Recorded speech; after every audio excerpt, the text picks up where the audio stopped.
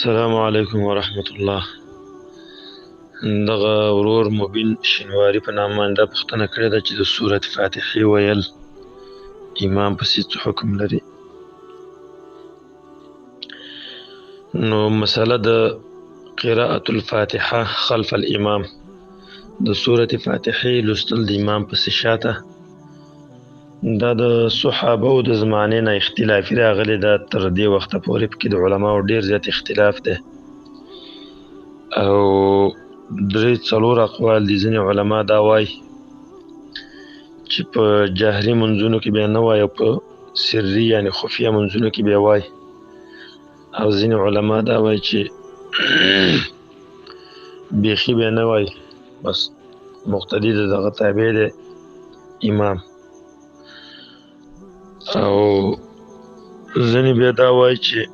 سورة فاتحه ویل دا فرض دي، ځکه دا رکن دی په مانځه کې، په جهري کې به هم وایي او په خفیه او سري منځ کې به هم وایي. او غوره او راجح قول هم دا وروستنی دی.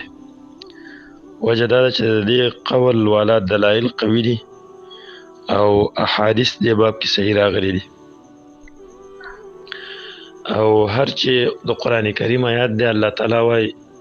وَإِذَا قُرِئَ الْقُرْآنُ فَاسْتَمِعُوا لَهُ وَأَنصِتُوا لَعَلَّكُمْ تُرْحَمُونَ. کله چې قرآن کریم لوستل کېږي نو تاسې ورته غوږ کېږدئ او چپ شئ. نو دا علما به وایي چې دا آیات عام دی او دا په هغې وخت کې نازل شوی و کله به چې مشرکینو د رسول الله صلی الله علیه وسلم د قرائت تلاوت په وخت کې شور کو، یا د صحابه تلاوت کې به شور کو. لکه هغې باره کې الله تعالی فرمایي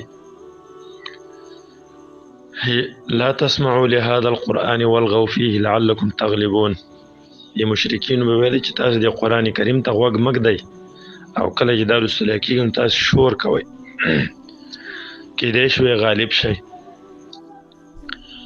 نو الله تعالی مؤمنانو ته حکم وکړ چې کله قرآن کریم لوستل کېږي تاسې ورته غوږ کېږدئ او چپ شئ، ورته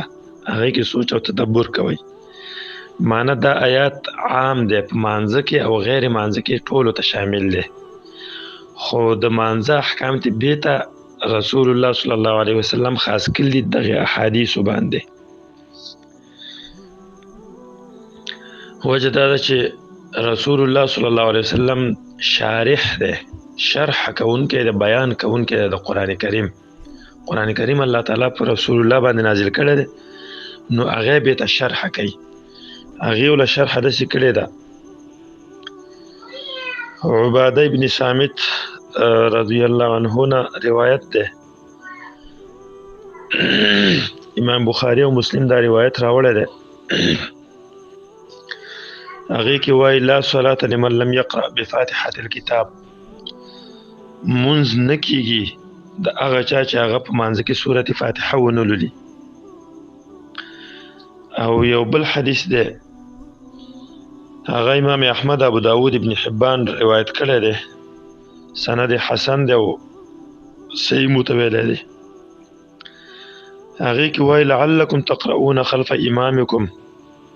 رسول الله وی صحابو ته ویل کېدای شي تاسو به د خپل امام نه وروسته شاته قرائت کوئ. قالو نعم. نو صحابه ویل چې او یا رسول الله موږ خو قرائت کوو. قال لا تفعلوا الا بفاتحة الكتاب. رسول الله ویل دا کار مکوئ، یعنی قرائت مکوئ، صرف سورة فاتحه لولئ او نور قرائت مکوئ. فإنه لا صلاة لمن لم يقرأ بها. ځکه وجه دا ده چې چا سورة فاتحه په مانځه کې ونه لوستل نو د هغې مونځ نه کېږي. نو قرائت د حدیث کې هغه قرائت ته ویلی شوی دی کم چې د سورة فاتحې نه وروسته بل سورت ویلی کېږي، نو هغه قرائت دی.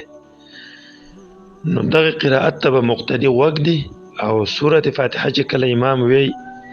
نو هغې سره به یو ځای یا د هغې په دې سکتاتو کې چې کله هغه آیات ختم کړي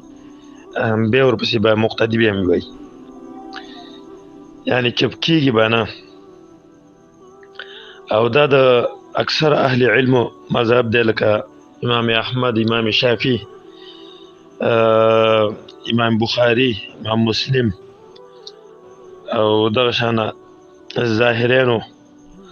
او د نور ډیرو علماو دا مذهب دی او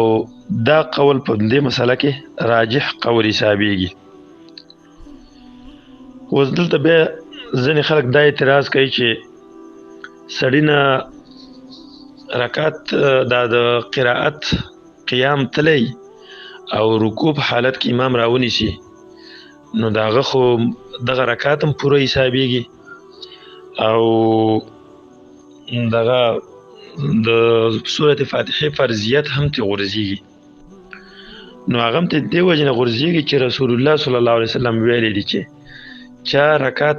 رکوع راونی ولم دې رکعت راونیو هغه د فاره د سورة فاتحه ویل دغه سړي په حق کې فرض نه دي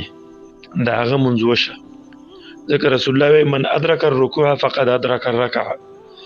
چا چې رکوع راونی ولنو هغه رکعت راونیو. دلته به یو اشکال پیدا کیږي نور علما سره هغه دغه حدیث د وجنه هغه سره دا اشکال پیدا شوی دی چې یو حدیث کې راغلی دی د ابو هريره رضی الله عنه حدیث دی امام ابو داود ترمذی او احمد روایت کړی دی ابن حبان صاحب هغه چې رسول الله پوښتنه وکړه هل قرأ معي احد منكم انفا وس تاسو کې د چانه لوستل کول د ما سره په دې مانځ کې فقال رجل نعم يا رسول الله نو یو سړی ویل چې و مونږ خو لوستل کول د الله پیغمبره قال رسول الله ویل اني اقول ما لي انازع القرآن یزم چې دا څه وجه د قرآن ما سره جنگ کوي جګړه را سره کوي نو دې حدیث نه وروسته بیا دا لفظ دی فانتهى الناس عن القراءه مع رسول الله خلق د قراءت نه منع شو د رسول الله صلی الله علیه وسلم سره بما جهر به نبی صلی الله علیه وسلم په هغه منځونو کې چې نبی صلی الله علیه وسلم جهر کاوه پکې د څه شي نه منع شو بالقراءه د قراءه جهر وکړ رسول الله په قراءت سره د خلق د قراءت نه منع شو. نو دلته د حدیث علماء ته دا اشکال جوړ کړی چې سورۃ فاتحه ویل نه دی په کار په جهري منځونو کې خو د دې حدیث په باره کې محدثین به دا وایي دی حدیث کې دا ټکی دی فانتهى الناس عن القراءه چې خلق د قراءت نه منع شو نه به لوستله نو دغه جملې په باره کې محدثین وایي چې دا د ابو هريره رضی الله عنه خبره نه ده چې هغه د رسول الله نه روایت کړي او نقل کړي بلکې دا د حدیث د یو راوی نه ده چې هغه ته ابن شهاب الزهري وایي نو دغه د راوی خبره حجت او دلیل نه ده لکه امام ابو داود صاحب وایي د دې حدیث د روایت نه وروسته قال قوله فانتهى الناس من كلام الزهري په حدیث کې چې دا خبره چې خلق منع شو د قرائت نه ودا د زهري خبره ده دا د ابو هريره خبره نه ده چې رسول الله نه نقل کړي. دغه شانه بیهقي صاحب په خپل سنن کې وایي چې دا د زهري خبره ده د ابو هريره رضی الله عنه خبره نه ده. ابن عبد البر رحمه الله هم دغه خبره کړې چې دا د زهري خبره ده په استذکار کتاب کې دا خبره کړې ده. حافظ ابن حجر رحمه الله وایي چې فانتهى الناس عن القراءه دا جمله چې دا وایي دا مدرج ده په خبر په دې حدیث کې من کلام زهري د وینا نه ده او امام بخاری هم په دې باندې سره اتفاق کړی دی واتفق علیه البخاری فی التاریخ.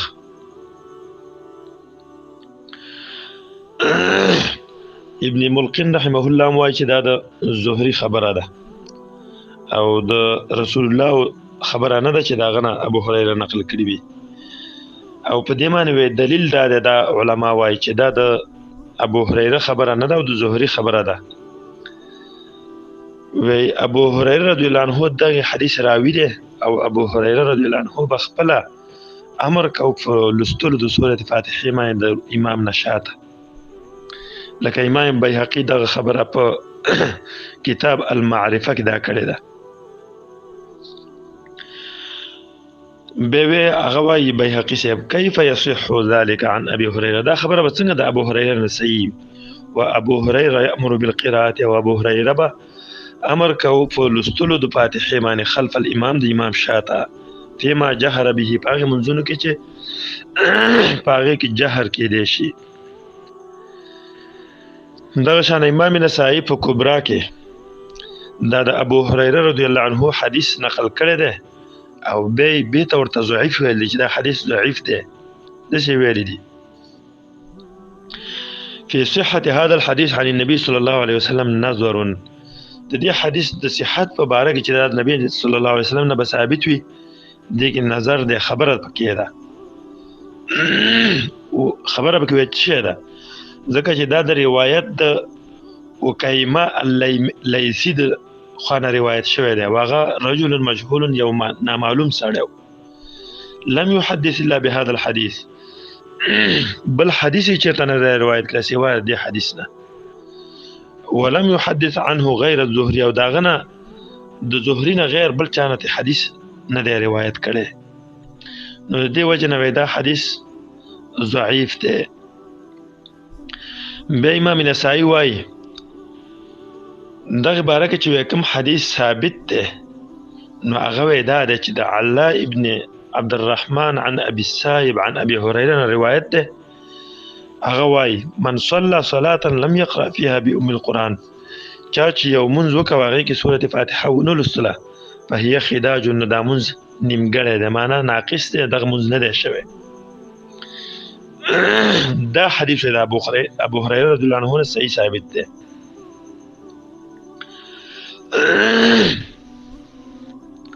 فقلت يا ابا هريره نوې دغه صحابي پوښتنه کوي چې ابو هريره اني اكون احيانا وراء الامام زه کله د امام شاته ولاړم نو به څنګه وکم سوره فاتحه ولولم قال نو هغه ویل یا فارسی اقرا بها في نفسك اے فارسی ویل له خپل ځړه کې پټه ولول کنه دا خو مانع نه دی. او دغه د ابو هريره رضی الله عنه په حدیث کې نور محدثین هم ډیره خبرې کړې دي خو به بالفرض موږ دا ویو که دغه حدیث صحیح ثابت شي دا صحیح شو خو د دینه مراد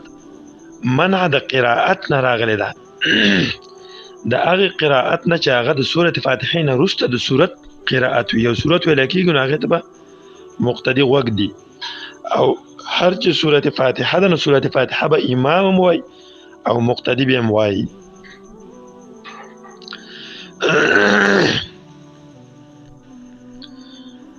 او بل دې باره کې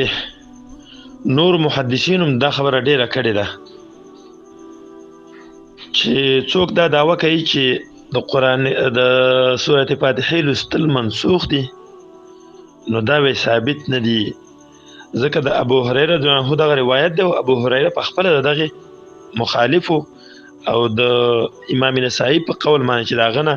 صحیح حدیث دغه نقل دی چې سورة فاتحه لوستل فرض دي. دې مسله کې نورم دلایل شته خو وګدیږي دومره به کفایت وکي والله تعالی اعلم.